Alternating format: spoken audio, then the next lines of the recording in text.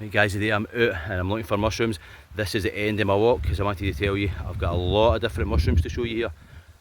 Some bloody good ones, so come with me and we'll check them all out. This is Renfrewshire guys, not too shabby. Just come into the forest and straight away some little chanterelles hiding underneath the beech leaves. Last year's beech leaves, there they are, beautiful. Got 5 of them there. Let's take the big one out. There you go, and you can see the full skulls running down the stipe.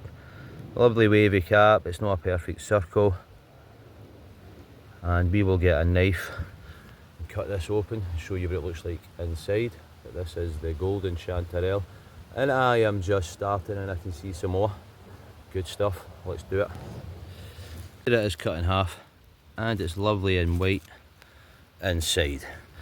Now, some people confuse this with the false chanterelle. The false chanterelle is orange. It'll be a more round cap, it'll not be all wavy like this. This is the stipe, not the stem. So this bit is the stipe, then you've got the gills in the cap.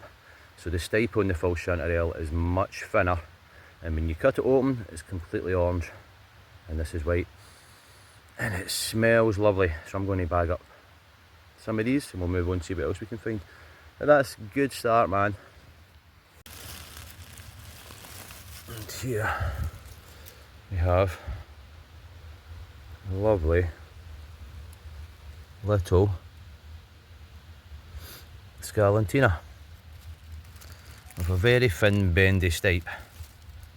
Lovely brown cap, but it should stain when I touch it. And there it is going black. And when I cut it, it's going to be hard to cut because it's all bent. Give it a second. It'll stain blue. It's starting to turn blue. When I first seen this and seen how small it was and how a thin stipe it had, just for looking for above, I thought it was a little red cracking billet. But then I seen the red dots on that stipe and that orangey gill system where the pores are. And there's the tubes there that run down into the pores. So here it's like little tubes, and on the underside it just looks like wee pores like a sponge, and that's where it sporulates from. Now look, it's really changing colour now, but because of the size of it I thought it was just a big red cracking billet until I actually got a look at the stipe. So all different factors determine what kind of mushroom it is. Smell as well, smells good. Let's keep looking. But that is an edible one. That's going to go in the bag. Let's go. So here we have a little red cracking billet. Look at the size of it to my finger. Long stipe. Oh, and as it comes out you can see that red on the stipe here, and then as it gets close up to the pores it's yellow in there.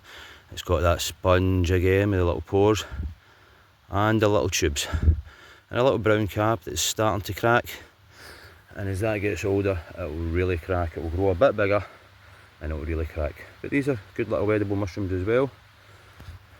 And that's just growing next to a ribbon tree there. But we have beech and birch everywhere here. Beech and birch and grass. And then in there with the leaf litter. So that's good. So here we have from the top it looks like a blusher, Amanita rubescens. And there's another baby one there. And another one. So I'm just going to take this one to show you. I can fiddle it out and get the little bulb at the bottom. Yes. So there we go. It is in the Amanita family, where the most deadly mushrooms, and some of them in the world, definitely Britain, come from. And it has a skirt, and it has little lines on that skirt called striations, and that helps me determine what it is. That, and that it's blushing pink. You can see the pattern on the stipe there with a pinkish tinge. Now there's another two this can look like, the panther cap, Amanita pantherina, and great spotted Amanita, which is Amanita excelsior. And the skirt is a key giveaway, and the colour. So the panther cap is toxic, the grey spotted Amanita is edible, so these three can be confused. So I will find them later in the year and I will show you the differences. Okay. Beautiful little edible Amanita, but if you're new to mushrooms, do not touch this mushroom. Just don't. Have a look at it, enjoy its beauty, but don't touch it. here we have a couple of peppery boletes, and you can see the pores there again. Very small stipe, and just that off browny cap. Can be darker than that, maybe just by the weather. But this is called the peppery because if you take a bite of this,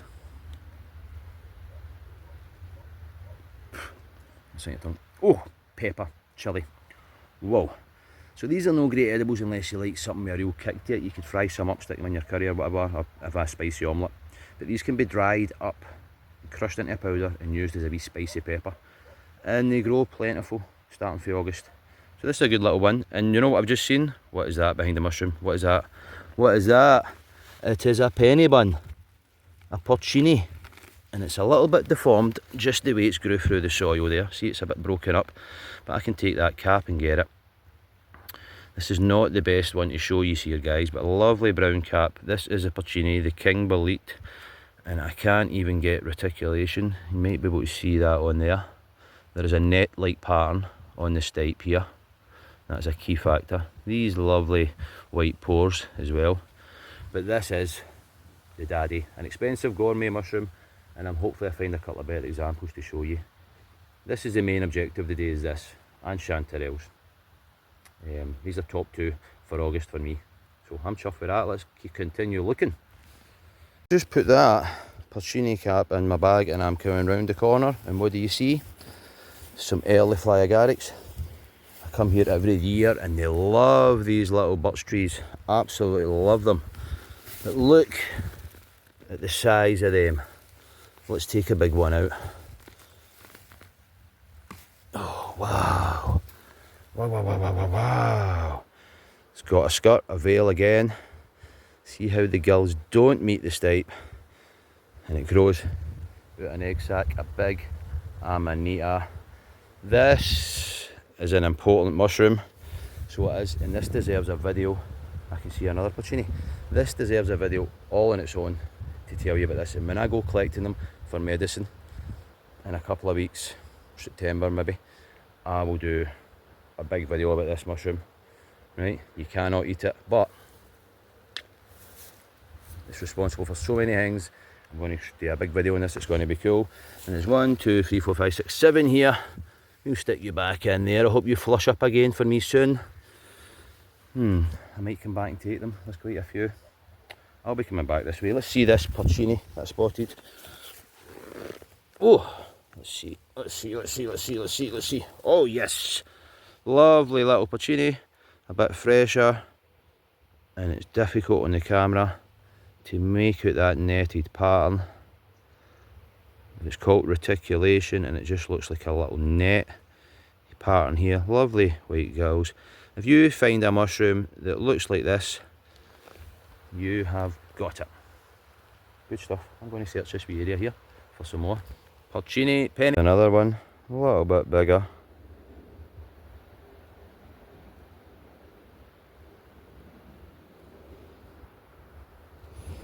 Every year when you're starting foraging, I always say you need to get the mushroom eyes in. Mushroom eyes. Get them going. I mean, look what I'm looking at here. There is little young. That is blueberry leaves. You've got last year's leaf litter. You've got to scan the deck and then you go boom. What's that? Here we go. Oh yeah. And it is a belter of a scarlatina. And I don't even want to bruise the lovely orange gills, but you can see the dotted stem. If this had reticulation or a mesh-like pattern on the stem, this would possibly be Satan's billet, and that is a poisonous one. It's extremely rare, so I always tell people when they start foraging, don't eat anything that's red, don't eat anything that's all white, and don't eat anything that changes colour. And you've seen earlier on this one changes colour, but because it's got the dots and not reticulation on that stem, and I can tell with the cap and other bits and bobs, that is a class scarlatina. That is going in my bag. I've got birch trees, I've got grass, and I have got moss in there, and I've got all this rocky stuff and a slope underneath. Mushrooms love this stuff, and what do I find? A little young orange birch bolete, and I'm going to take this because I didn't find any last year and I want to show you it. This will grow much bigger, but it's got black dots on the stipe, see it? here, black dots, key giveaway, and a lovely orange cap. Now this will go bigger than some of the penny buns that I found, and this is a really tasty edible. Grows exclusively with birch trees. The orange birch bolete and the brown birch bolete will grow with the birch trees. Penny bun family now in Licinium, but since I took this, I'm going to take it home and eat it. Don't waste it. Hopefully I find some bigger ones up here. And that's good. Brown birch bolete, black dots, they're called scabbers or scabers, you know, and white under the black dots, and this lovely orange cap. I'm up here a wee bit higher, and I can see some purple brittle gills from my last video that fell out with that brittle gill in the Russula family. That just snaps like a piece of chalk. But upon walking, I have just spotted this. There's a red cracking bolete, and there is that cracking on the cap. A little bit of red coming through, even the smaller ones got it. So let's pull it out. And there we go, red, and up near where the stipe meets that pore system, yellow. This one's past its best, so that is a good one. That will go in the bag. So another little red cracking bolete, and I'm sure I'm going to find a lot here. There's a bit of a fence fell down, and under it we have another red cracking growing. The stipe is actually up, so there's lots under there. Look at this, lots of them here. So you'll find mushrooms love the downslope. They like hiding under stuff like moss or fences or Scotch broom bushes and gorse bushes. They don't need the sun, man. They just want that kind of moisture. So there's lots of them all the way up there, so I'm going to collect the good ones. I think I can see something else.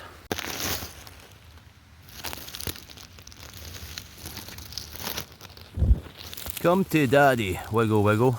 Woohoo! Wiggle wiggle. Wiggle wiggle. 3 of them in great condition. These are great for pickling or just frying up. They are not the best, but still a good mushroom, better than you're going to get in the shops. Along, and I see some young terracotta hedgehogs. Terracotta hedgehog mushroom. I will cut one out. I'm going to leave them to grow bigger and stronger. Come back in a couple of weeks and get them out. You want to cut these out with a little knife just underneath, because the stipe can be a wee bit brittle sometimes, and sometimes they'll joint together in clumps. So we'll just stick this under here, and we'll just lift it out. And look at that little blighter, awesome. And you can see it in there. Let's see, it's really small, it's hard to see. Now that has got spines in there, little spikes.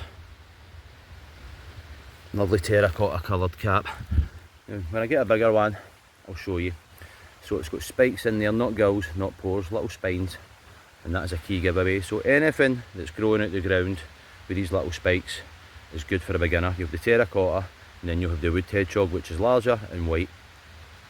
Anything that's growing out a tree with spines or spikes for a gill system, stay the fuck away. Right, so good beginner mushroom hedgehogs. Let's continue looking, we'll let them get bigger. And there's some more. All up in there. Here we beech trees, and there's normally a big load of chanterelles. Some young ones, no sprouted up yet. Might just be a bad year for them in this area. But what I did find is a red mushroom, and I always say stay away from red. And we've beech trees, so look at this. Red, red. Now let's have a look. The gills are brittle, so it's a brittle gill in the Russula family. That stipe just snaps. So it's one of two things, it's a sickener or a beech sickener. Because it's with the beech trees, it's going to be a beech sickener. It doesn't really matter. Any Russula this way of red on it, and the gills break easily, is a sickener, and it's going to make you sick for both ends. Pretty fucking sick. There's about 250 to 260 Russula brittle gills in Britain, and there's a few that are edible, but most of them you're not going to eat. And this is one of the ones. There's no too many that will kind of hurt you, but this one will give you a hard fucking time. Beech sickener. Red means danger. Now we're up just the other side of the beech trees, and we've found two lovely scarlantinas. Now I've got a couple, so I'm going to leave them today. There is another brittle gill. the purple one. I am looking for the one with the charcoal cap, a charcoal burner. Let's see if we can find some of these. But there's the beech trees there. I'm up over the other side looking on the grass, because grass is good. I'm still near this row of beech trees on the grass, and I can see this white cap, and that tells me this is probably going to be a bitter beech bolete. If I pull it out and it's got a red stipe, it will be red and yellow. Yes. And there is a slight reticulation on that pattern, but because it's got these light pore system, it's no like a devil's bolete or anything, and it's small. And this one will stain up as well. But that creamy cap, the yellow up near the pores, and it will start to bruise. See it? It's gone blue, man. So this is a bitter beech bolete. It's not really going to do anything to you, it's just really bitter. You know, so it's no worth eating. But it's not going to kill you or anything like that. You know, there's not too many mushrooms that are going to kill you. But it changes colour quite fast.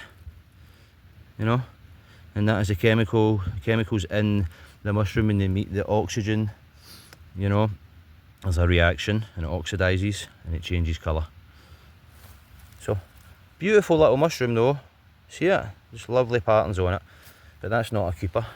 But I like finding them, you know. You find loads of them, and taking one out just to make a wee video is fine. When you take Fred for Coronation Street foraging, and he says, I say, have you got it, wood hedgehog mushroom, Paul? And I say, fucking certainly, you big baldy twat. Look at this. I was saying it's a bit early in the year, but I have found, and the stipe has broke off, but we'll get a good look at these spikes, or spines. Let's go into the light. I'm under the canopy here. Let's see if we can get this to focus. See those little spikes there?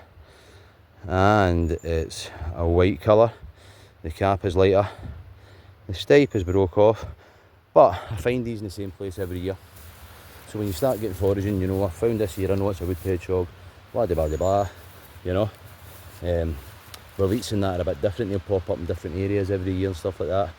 But yeah, chanterelles, your hedgehogs pop up in the same place. I say, Fred, that's a lovely little fucking wood hedgehog, that.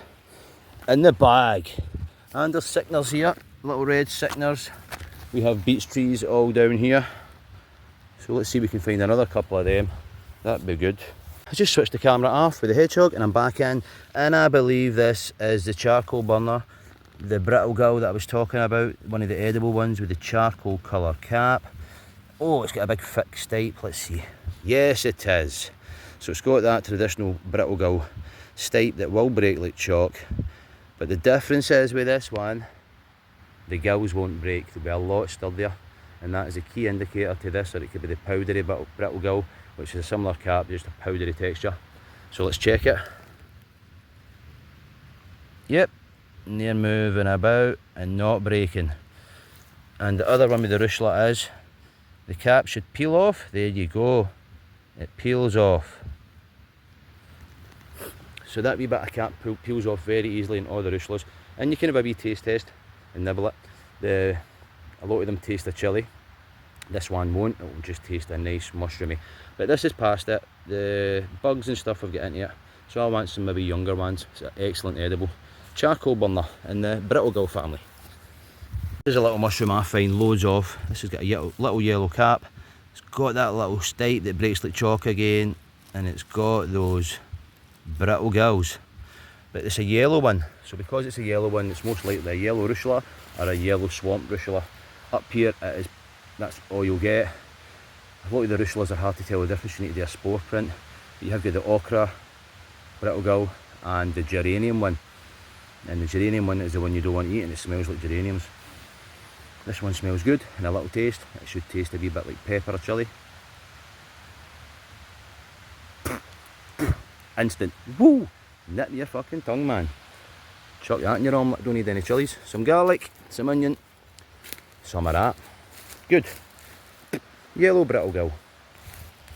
And while I'm looking for my next mushroom, just because I'm nibbling wee bits of mushrooms and stuff, don't use that, guys. Be extremely careful when you start mushroom hunting. And I mean extremely bloody careful. Use multiple resources, books. You can use online good websites. You know, you can Google stuff, but you go to cross-reference. I've been using 2 or 3 books. multiple websites, take pictures of stuff, smell stuff, don't taste stuff. Found something else here. So just, oh, and it's a lovely butter beach with some lovely patterns on it. Beautiful. Aye, just be extremely careful. You've got me here if you want to send me pictures of stuff, but I've had some people sending me pictures recently. I need side on action, I need the cap, and I need underneath, I need to see the gills. And if you can slice it in half, send me a picture of that and all. There is a lovely other big blusher. First ones we looked at. The big slow chanterelles out of reach on the cliffside. But over fence, I can see something big. Let's go and have a look. And boom, little penny bun. Hello, my lovely lady. Absolutely fantastic. In the bag for tonight's dinner. Lots of little cycners, the red ones, the beach cycners. We're in beech trees here. Here's something large. Look at that. And that is rotten to the bone. Looks like the pattern on the stipe is netted and it's not red. So that's probably, let's see, probably an old lurid bolete. I would like to find a fresh one of them to show you. So let's look around here. More beech trees. Let's get up, have a look-see. Somebody's been up here mushroom hunting. Somebody's been looking for stuff. That is an old, that's a charcoal burner, quite fresh.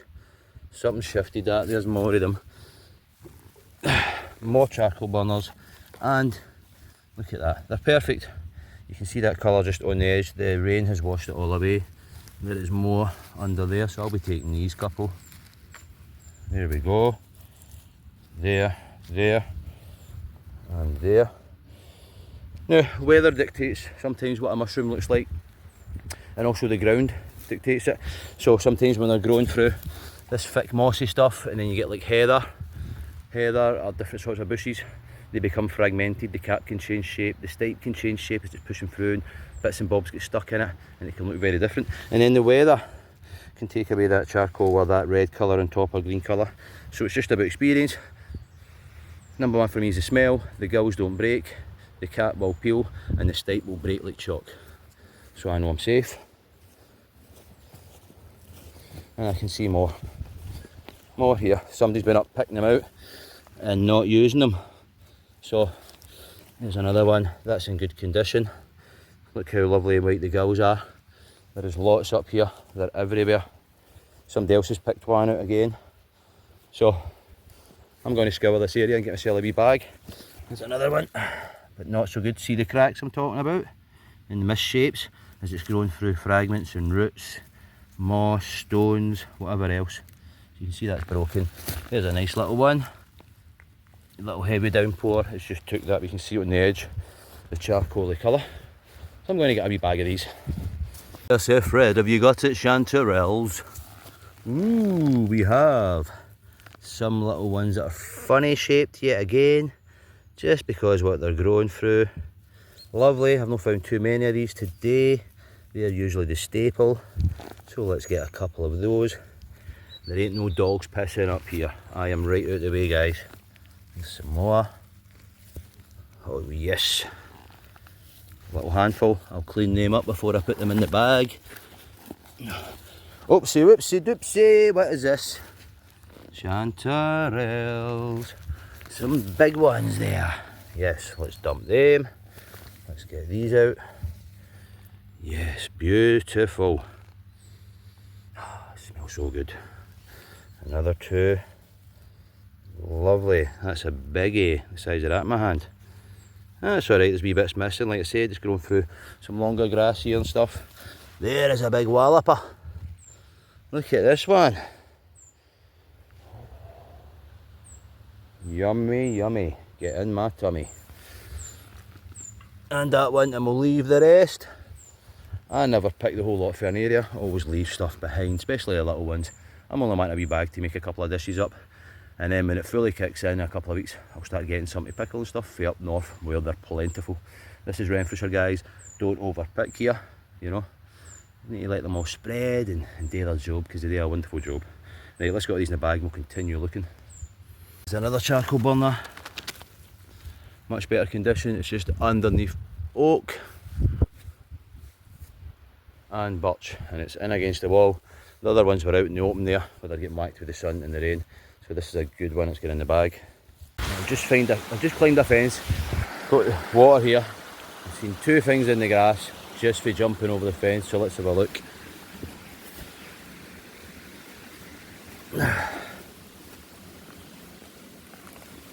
Now that is a lovely brown birch bolete. Earlier I showed you the little orange birch bolete and I told you it grows exclusively with the birch. And it's got the black dots, they're called scabbers or scabers on this stipe. And it's got the pores because it's in the bolete family, or Lacinium, its cousin. Lovely brown cap. So we found the sister, we've got the orange one and the brown one. A nice edible. It's not up there with your kind of top 10 gourmet mushrooms that you'll find, but it's definitely worth a munch. Now I can see something bigger here, and it's no easy to see. See that? I just jumped that fence there and I've seen this big cap, bigger than my hand. It's got a big thick stipe here, and it's a big penny bun. So it's white stipe, it's got that reticulation on it. Up there you can see it. Lovely cap, big thick. So your birch bolete has got the black scabbers on it, the black dots. This hasn't, and it's got this thick stipe. Look at it around my hand. You won't get a thick stipe like that on the brown birch or the orange birch bolete. The orange birch does have a thicker stipe, it does go a bit bigger, but nothing like the mighty penny bun. So that is getting in the bag. And chuff for that, that's the top banana. From a distance. Ho, ho, ho. Ho, ho, ho. It's in bad condition.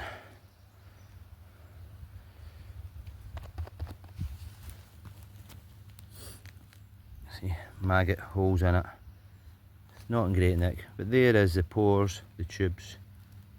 They come into the pores. Not in good condition, that's unfortunate. That one's seen its best time, so I'm going to look around for more.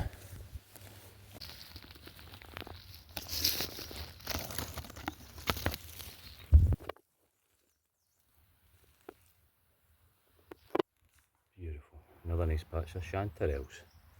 Happy days. This is a lovely little bay bolete. It's got a kind of chestnutty cap. It's got little brown, similar colours to the cap, just going in little lines there, see it? Lovely, no red, and then up where it meets the pores up there, there's that little yellow line. Lovely little cap, and it will change colour slightly. But this is right up there with penny bun.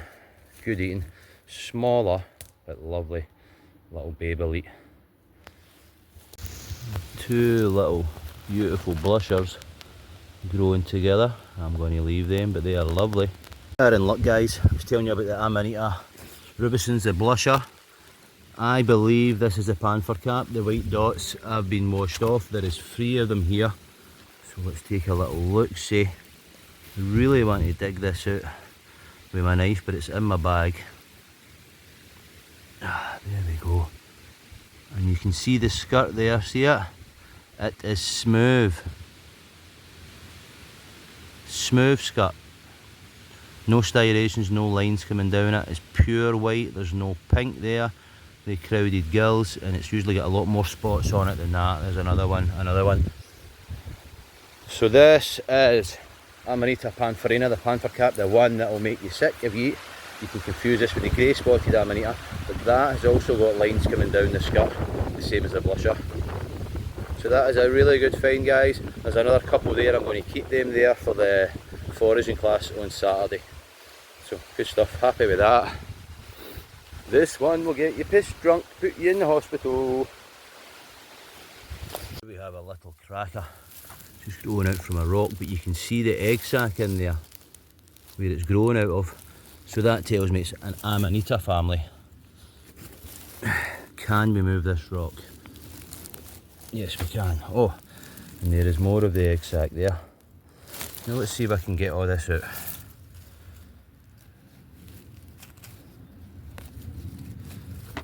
Let me see. Oh, lovely. There's the egg sac. So this is a MINUTE, obviously extremely dangerous, but this is an edible one. This is called the orange grisette. And I'll show you a wee couple of indicators. Obviously, growing out the egg sac tells you it's an MINUTE. Lovely long stipe.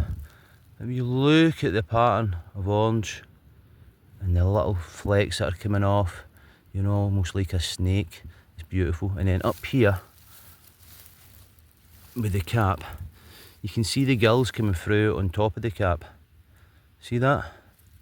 So you can see, and they're crowded white gills, and the gills attached right onto the top of that stipe. Look how dirty my fingernail is. We're getting in about these.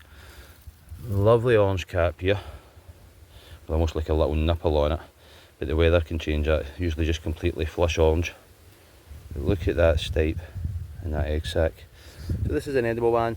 You can go out and you might find 4 or 5 of these. They're not really worth taking unless you're in a survival situation, because you don't find loads of them all the time, you know. So nice to look at. An absolutely beautiful mushroom. I just love these. They're so cool. Look at that.